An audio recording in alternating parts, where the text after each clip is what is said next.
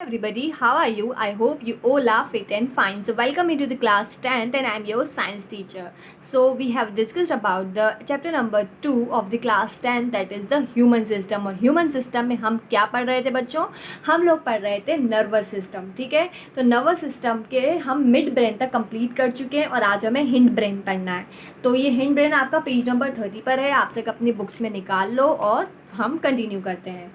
ठीक है, it consist of cerebellum and brain system. ठीक है, आपको मैंने बताया था कि जो हमारा मिड ब्रेन होता है, मिड ब्रेन ये बीच में प्रेजेंट होता है. और हमारा जो फोर ब्रेन था उसके कौन कौन से पार्ट थे? एक तो सेरिब्रम उसका पार्ट था. फर्स्ट पार्ट फोर ब्रेन का क्या था? देखो सब अपनी बुक में, सेरिब्रम था. फिर सेकंड पार्ट थैलेमस था और थर्ड पार्ट हाइपोथैलेमस था. वैसे हमारा हिंड ब्रेन है उसका वो किस किस से मिलकर बना है? सेरिबेलम से और ब्रेन स्टेम से. किस किस से? सेरिबेलम से और ब्रेन स्टेम से. और ब्रेन स्टेम में दो पार्ट आते हैं, एक तो आता है पोन्स वेरोलाई और एक आता है मेडुला ऑब्लोंगेटा. हिंड ब्रेन दो पार्ट से मिलकर बना होता है, सेरिबेलम से और ब्रेन स्टेम से. ये सब आपको याद होने चाहिए, आप डेली पढ़ोगे ना तो ये याद हो पाएंगे. ठीक है, और ब्रेन स्टेम में भी दो पार्ट होते हैं, एक तो होता है पोन्स वेरोलाई और एक होता है मेडुला ऑब्लोंगेटा. ठीक है, brain stem includes mid brain also. ठीक है, ब्रेन स्टेम में थोड़ा सा पार्ट मिड ब्रेन का भी प्रेजेंट होता है. ठीक है, चलो ये स्ट्रक्चर आपको याद करनी है. ठीक है, हमारा जो ऊपर वाला पार्ट होता है बेटा, ये हमारी स्कल है. ठीक है, ये हमारी आउटर लेयर हमारी स्कल होती है जिसके अंदर हमारा ब्रेन प्रेजेंट होता है. ब्रेन का जो सबसे बड़ा पार्ट होता है ये वाला, इसे हम बोलते हैं सेरेब्रम. हमारा सबसे बड़ा पार्ट सेरेब्रम. और सेरेब्रम के बीच में ये आपका प्रेजेंट होता है मिड ब्रेन. क्या? Mid brain. मिड ब्रेन के जस्ट नीचे यहाँ हाइपोथैलेमस और हाइपोथैलेमस के नीचे ये आपकी पिट्यूटरी ग्लैंड. और जो पीछे वाला पार्ट होता है वो हाइंड ब्रेन. ये आपका फोर ब्रेन, ये आपका मिड ब्रेन और ये आपका हाइंड ब्रेन.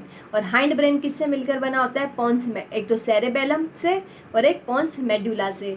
ठीक है, पोन्स और मेडुला से. ठीक है, ये स्ट्रक्चर आपको अच्छे से याद करनी है. ठीक है, अब इसे सेरेबेलम, सेरेबेलम को हम लिटिल सेरेब्रम भी बोलते हैं. हमने पढ़ा था सेरेब्रम किसका पार्ट है? सेरेब्रम किसका पार्ट है? सेरेब्रम हमारा पार्ट है फोर ब्रेन का और हमारे ब्रेन का सबसे बड़ा पार्ट है.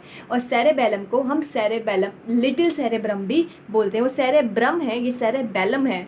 ठीक है, cerebellum is a large and well developed part of the hind brain. Hind brain का सबसे बड़ा और सबसे डेवलप्ड पार्ट कौन सा होता है? सेरेबेलम. किसका? हिंड ब्रेन का. लेकिन पूरे ब्रेन का सबसे बड़ा पार्ट सेरेब्रम है.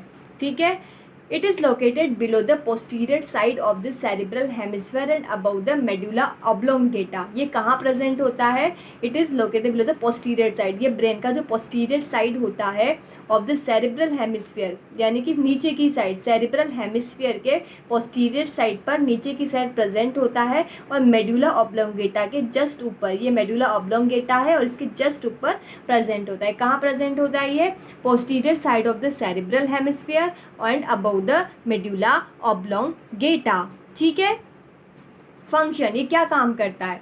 It helps in the coordination of the muscular activity. हमारी बॉडी में जितनी भी मस्कुलर एक्टिविटीज़ होती हैं, जैसे हमारी मसल्स का गेन होना, मसल्स का कम हो जाना, या कभी कभी हमारी मसल खिंच भी जाती है, हम जो भी मसल्स का काम करते हैं, कोई हैवी वेट उठाते हैं, वो सब फंक्शन किसका होता है? सेरिबेलम का. It helps in the maintenance of the posture and the equilibrium. ये हमारे पोस्चर को और हमारे इक्विलिब्रियम को मेंटेन करता है. जैसे हमें सीधे खड़ा रहना है तो हमें हमारे बॉडी में इक्विलिब्रियम बनाना पड़ेगा. ठीक है, तो ये उसमें हेल्प करता है. हमारी बॉडी की पोस्चर, जैसे हम बैठे हुए हैं या हम झुक के बैठे हुए हैं या हम खड़े हुए हैं, वो हमारी सारी पोस्चर को मेंटेन करने का काम भी कौन करता है? हमारा सेरिबेलम वाला ब्रेन. ठीक है, आ गई बात समझ में? अब हमारा हिंड ब्रेन का दूसरा पार्ट है पोन्स वेरोलाई. वैसे तो ब्रेन स्टेम है, ब्रेन स्टेम के भी दो पार्ट है, पोन्स वेरोलाई और मेडुला ऑब्लोंगेटा. तो हमारे हिंड ब्रेन का सेकंड पार्ट है पोन्स वेरोलाई. ठीक है, pons is a band of nerve fibre that lies between medulla oblongata and mid brain.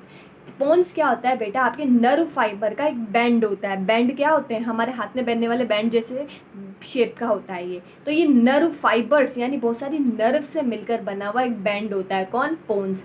ये कहाँ प्रेजेंट होता है? मेडुला ऑब्लोंगेटा और मिड ब्रेन के बीच में प्रेजेंट होता है. ठीक है, मिड ब्रेन, ये आपका मिड ब्रेन है और ये आपका मेडुला वाला पार्ट है. ये मेडुला वाला पार्ट है और ये मिड ब्रेन वाला पार्ट है. तो इन दोनों के बीच में प्रेजेंट होता है कौन? ये पोन्स. ठीक है, आगे बात समझ में। It connects the lateral part of the cerebellar hemisphere together. इसका काम क्या होता है, जो हमारा सेरिब्रल हेमिस्फीयर होता है ना, एक सेरिब्रल हेमिस्फीयर ये, एक सेरिब्रल हेमिस्फीयर ये दोनों को कनेक्ट करने का काम करता है। कौन, पॉन्स वेरोलाई। इसके function, it is a bridge between two cerebral hemisphere. अभी मैंने बताया ब्रिज है, इन दोनों को कनेक्ट करने का काम करता है। कौन, पॉन्स वेरोलाई। ये हम आपने देखा होगा हमारा ब्रेन में दो, हमारी स्कल देखी होगी आपने, एक स्कल का ये दो स्कल्स ऐसे जुड़ी हुई रहती हैं, आपने देखा होगा। तो ये इन दोनों को जोड़ने का काम कौन करता है, ये पॉन्स वेरोलाई ही करता है। It helps in the coordination of the activity of I and year. हमारी बॉडी में जो आई और ईयर की जितने भी कोऑर्डिनेशन एक्टिविटीज़ हैं, जैसे हमारी आई को पता चल गया, ठीक है, हमारा कान क्या सुन रहा है, इन दोनों के बीच में कोऑर्डिनेशन बिठाने का काम कौन करता है, pons varolii. It help in the equilibration and regulation of the respiration.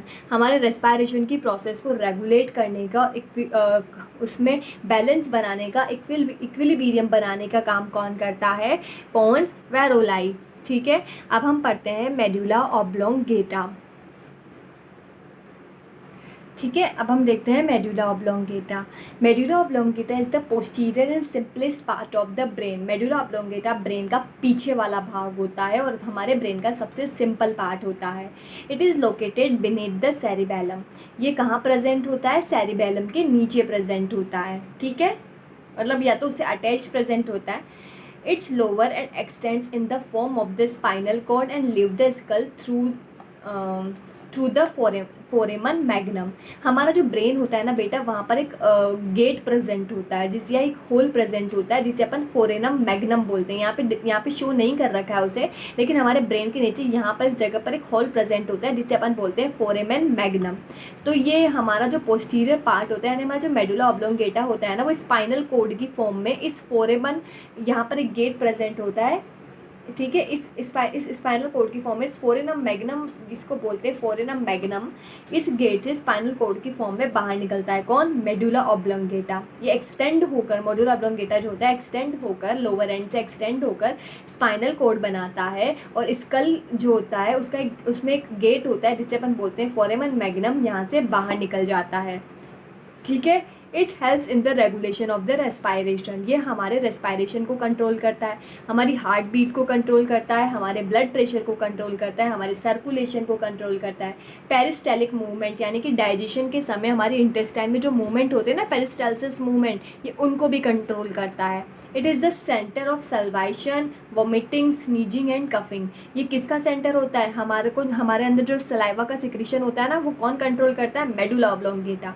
हमें वॉमिटिंग होती है, हमें स्नीजिंग यानी छींक आती है, कफिंग यानी कि खांसी होती है ये सब कौन कंट्रोल करता है, हमारा मेडुला ऑब्लोंगेटा। हमारी ब्रेन में एक पार्ट होता है वो, कौन, मेडुला ऑब्लोंगेटा। ठीक है, अब ये मेडुला ऑब्लोंगेटा क्या होता है, एक्सटेंड होकर किस फॉर्म में बाहर आता है, स्पाइनल कॉर्ड की फॉर्म में।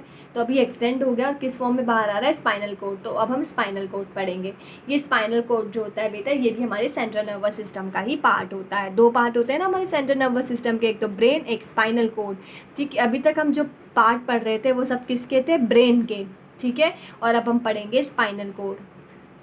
Spinal cord is a tubular structure connected with the medulla oblongata of brain. Spinal cord जो होती है ट्यूब लाइक स्ट्रक्चर होती है, जो किससे कनेक्ट होती है, ब्रेन के मेडुला ऑब्लोंगेटा से। अभी पढ़ के आ रहे हैं कि मेडुला ऑब्लोंगेटा का लास्ट पार्ट एक्सटेंड होकर स्पाइनल कॉर्ड बनाता है, तो ऑब्वियसली इससे तो कनेक्ट ये होगी ही सही। It is situated in the neural canal of the vertebral column. ये कहाँ पर प्रेजेंट होती है, हमारे जो वर्टिबल कॉलम होता है, यानी हमारी जो रीढ़ की हड्डी होती है ना बेटा, वहाँ पर एक कैनाल यानी एक पाइप लाइक स्ट्रक्चर मिलती है। वर्टिबल कॉलम यानी हमारी रीढ़ की हड्डी में एक पाइप लाइक स्ट्रक्चर मिलती है, जिसे अपन बोलते हैं न्यूरल कैनाल। तो उस न्यूरल कैनाल के अंदर ही हमारा स्पाइनल कॉर्ड प्रेजेंट होता है। ठीक है, और कवर्ड बाय मैनिंग्स। और किससे कवर्ड होता है, मैनिंग्स एक पतली लेयर होती है मैनिंग्स, उससे कवर होता है। तो स्पाइनल कॉर्ड कहाँ प्रेजेंट होता है, हमारी रीढ़ की हड्डी जो होती है ना, वहाँ पे कैनाल मिलती है, जिसे न्यूरल कैनाल बोलते हैं। उस न्यूरल कैनाल में स्पाइनल कॉर्ड प्रेजेंट होता है, और किससे कवर होता है, मेनिंजेस से। मेनिंजेस मतलब एक लेयर होती है मेनिंजेस, उससे कवर होता है ये। It is enclosed with in A spinal canal of vertebral column. ये कहाँ पर बंद होता है? हमारे वर्टिब्रल कॉलम की स्पाइनल कैनाल में। स्पाइनल कैनाल बोल लो या न्यूरल कैनाल बोल लो, दोनों ही सेम वर्ड है। तो हमारे वर्टिब्रल कॉलम की स्पाइनल कैनाल या न्यूरल कैनाल में ये बंद होता है। Spinal cord has a central canal connecting cerebro spinal fluid. ठीक है, जो स्पाइनल कॉर्ड जो होता है अब किस में प्रेजेंट होता है? न्यूरल कैनाल में। लेकिन स्पाइनल कॉर्ड के अंदर भी एक सेंट्रल कैनाल प्रेजेंट होती है। ठीक है, ये देखो, ये आपका वर्टिब्रल कॉलम है, इसके अंदर एक कैनाल प्रेजेंट है जिसे आप बोलते हो न्यूरल कैनाल।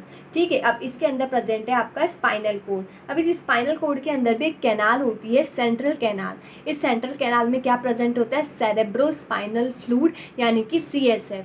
ठीक है, इस कैनाल के अंदर आपका एक फ्लूइड प्रेजेंट होता है जिसे आप बोलते हैं सेरेब्रो स्पाइनल फ्लूइड यानी कि CSF। It has outer white matter and inner grey matter. इसमें आउटर वाइट मैटर प्रेजेंट होता है और इनर ग्रे मैटर प्रेजेंट होता है। याद करो, हमने ब्रेन में भी पढ़ा था, ब्रेन में भी हमने आउटर वाइट मैटर और ग्रे मैटर की बात की थी। वैसे स्पाइनल कॉर्ड में भी आउटर वाइट मैटर और इनर ग्रे मैटर होता है। लेकिन एक यहाँ पर डिफरेंस है। क्या डिफरेंस है? यहाँ पर आउटर वाइट मैटर होता है लेकिन ब्रेन में आउटर ग्रे मैटर होता है। यहाँ पर इनर ग्रे मैटर होता है लेकिन ब्रेन में इनर वाला वाइट मैटर होता है। तो ये दोनों अपोजिट हैं ब्रेन से। ठीक है, तो ध्यान रखना। ठीक है, अब हम देखते हैं functions of spinal cord. Spinal cord के function, it helps in the conduction of the impulse. ये हमारी बॉडी में जितने भी इम्पल्स या हमें बॉडी को जितनी भी सेंसेशंस मिलती है, टच की सेंसेशंस, कोई चीज़ गर्म है, कोई चीज़ ठंडी है, उन सब की सेंसेशन को ये स्पाइनल कॉर्ड क्या करता है? ब्रेन तक ले जाता है, ताकि हम रिकॉग्नाइज कर पाएँ कि ये चीज़ गर्म है, ये चीज़ ठंडी है, इससे हमें दर्द हो रहा है, ये चीज़ हमें अच्छी लग रही है, ये चीज़ सॉफ्ट है। ये सारे सेंसेशन जो हमें पता लगते हैं ना, ये स्पाइनल कॉर्ड उसे ब्रेन तक लेके जाता है जिससे हम इन्हें रिकॉग्नाइज कर सकें। It is the centre of the spinal reflex. ये स्पाइनल रिफ्लेक्स का सेंटर है। स्पाइनल रिफ्लेक्स का मतलब मैंने वही बताया कि कोई चीज़ गर्म है तो हम जैसे हमें पता लगता है गर्म है, हम फटाफट से वहाँ से हाथ हटा लेते हैं ना, क्यों? ये तो गर्म है। तो ये सब कैसे पता लगता है हमें? स्पाइनल कॉर्ड के थ्रू ही पता लगता है। ये स्पाइनल कॉर्ड ही उन चीज़ों को कहाँ लेके जाता है? ब्रेन में, और हम रिकॉग्नाइज करते हैं। तो इस वजह से जो स्पाइनल रिफ्लेक्स का मतलब यही होता है कि वो चीज़, ये चीज़ गर्म है, ये चीज़ ठंडी है, ये सॉफ्ट है, ये सारे रिफ्लेक्सेस स्पाइनल रिफ्लेक्सेस होते हैं। तो ये इन सब का सेंटर होता है, यही मेन सेंटर होता है जो हमें इन चीज़ों के बारे में बताता है। ठीक है, तो आज हम यहीं तक पढ़ते हैं क्योंकि कल से हम नया टॉपिक स्टार्ट करेंगे, पेरिफेरियल नर्वस सिस्टम। ठीक है, फिर हम इसे कंप्लीट करेंगे, फिर हम न्यूरॉन पढ़ेंगे। ठीक है, उसके बाद हम फिजियोलॉजी ऑफ न्यूरॉन पढ़ेंगे। यहाँ तक हम कल कंप्लीट कर लेंगे, उसके बाद एंडोक्राइन सिस्टम हम नेक्स्ट क्लास में रीड करेंगे। So thank you everyone, stay home, stay safe and bye bye.